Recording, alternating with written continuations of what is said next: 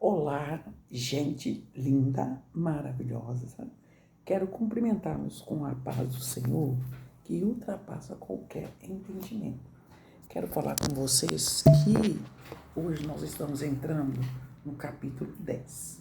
No capítulo 10 está dizendo, né, no segundo Coríntios, está nos dizendo o seguinte: Paulo Paulo defende a sua autoridade apostólica, porque teve gente na primeira carta que ele escreveu aos Coríntios, teve gente que ficou com raiva, falou que ele falou, que ele não falava pessoalmente, mas escrevia, que não tinha coragem de escrever. Então ele fala assim: eu mesmo, Paulo, vos rogo pela mansidão e benignidade de Cristo, eu que, na verdade, quando presente entre vós, sou humilde, mas quando ausente, ousado para convosco.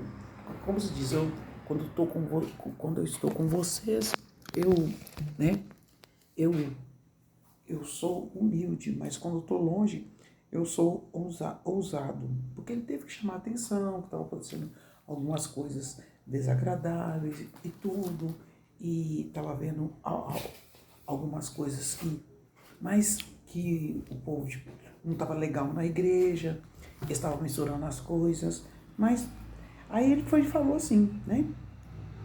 Sim, eu vos rogo que não tenha de ser ousado quando presente. Quando presente, eu não quero ser ousado. Ele falou assim, eu prefiro ser ousado escrevendo, né, do que presente. Que, servindo-me daquela firmeza com que penso, devo tratar alguns que nos julgam como se andássemos em disposição de mundano proceder. Porque, embora andando na carne, não militamos segundo a carne. Embora a gente anda na carne, o Espírito Santo habita em nós, mas a nossa luta não é contra a carne, né? Porque as armas que nós usamos, né, as armas da nossa milícia, da nossa guerra, não são carnais, são espirituais. Sim, poderosa em Deus para destruir fortaleza, anulando nosso sofisma e toda altivez que se levante contra o conhecimento de Deus. Toda pessoa que se acha, né, que se levanta contra o conhecimento de Deus, não se pode levantar contra Deus, nem contra o conhecimento de Deus.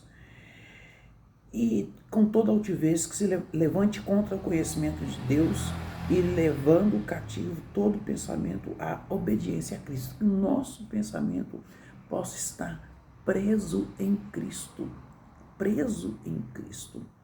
e estando prontos para punir toda desobediência, uma vez completa a vossa submissão.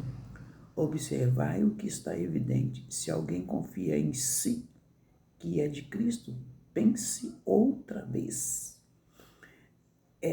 Pense outra vez consigo mesmo que, assim como ele é de Cristo, também nós somos. Se ele pensa que ele é de Cristo, nós também somos de Cristo.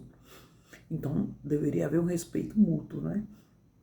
Observai o que está evidente.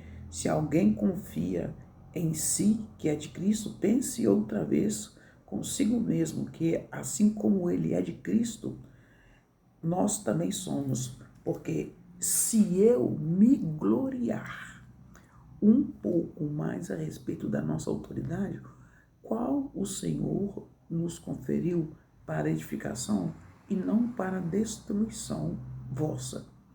Não me envergonharei, para que não pareça ser meu intuito intimidar-vos. Eu não quero intimidar-vos por meio de cartas, não quero intimidar, né? Ele falou que não queria, que estava só algumas coisas que ele estava sabendo que não era do agrado de Deus, e ele que teve que estar escrevendo. As cartas, com efeito, dizem são graves e fortes. A primeira carta que ele escreveu foi muito grave e forte, né? Mas a presença pessoal dele é fraca e a palavra desprezível. Considere o tal isto o que somos na palavra por cartas, estando ausentes. Tal seremos em atos quando presentes, porque não ousamos classificarmos ou compararmos com alguns que se louvam a si mesmo, mas eles medindo-se consigo mesmo e comparando-se consigo mesmo, revelam insensatez. Então, os que estavam criticando o Paulo da carta, ele estava se auto-louvando, se auto-elogiando, e Paulo fala que ele é insensato, tá? E Paulo aqui está falando também da esfera dele na ação missionária, né? Nós, porém, não nos gloriaremos sem medida, mas respeitamos o limite da esfera da ação que Deus nos demarcou e que se estende até vós.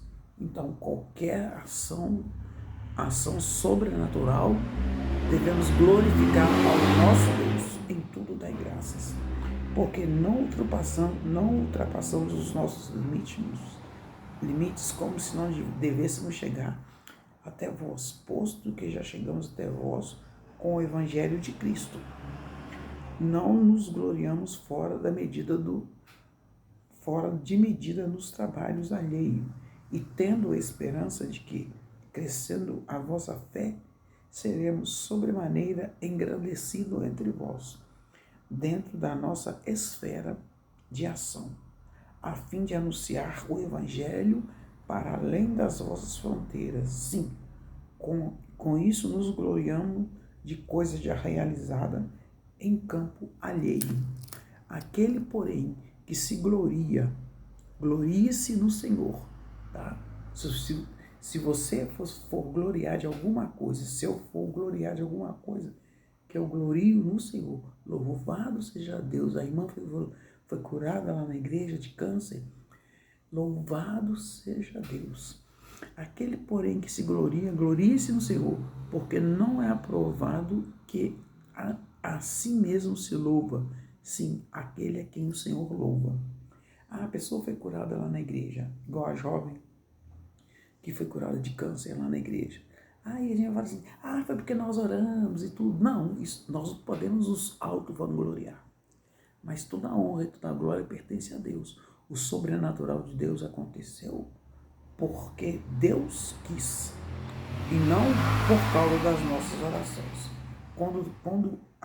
Então, o capítulo 10 encerra assim: aquele, porém, que se gloriar, glorie-se no Senhor, porque não é aprovado quem em si mesmo se louva, e sim aquele a quem louva o Senhor louva. Então, tudo que eu fizer, louvado seja Deus, louvado seja o nosso Pai. Deixe o seu like, deixe o seu comentário, tá? Porque Paulo, quando ele escreveu a primeira carta, foi carta dura aos Coríntios, e ele foi criticado, como se diz, tem coragem só de escrever, de falar pessoalmente não tem. E essa pessoa que estava fazendo isso estava se auto-vangloriando. E Paulo deu a resposta. Que o Senhor possa nos dar sabedoria para darmos respostas inteligentes em Cristo Jesus. Amém? Eu sou a Evangelista Patrícia. Deixe seu like e o seu comentário. Amém?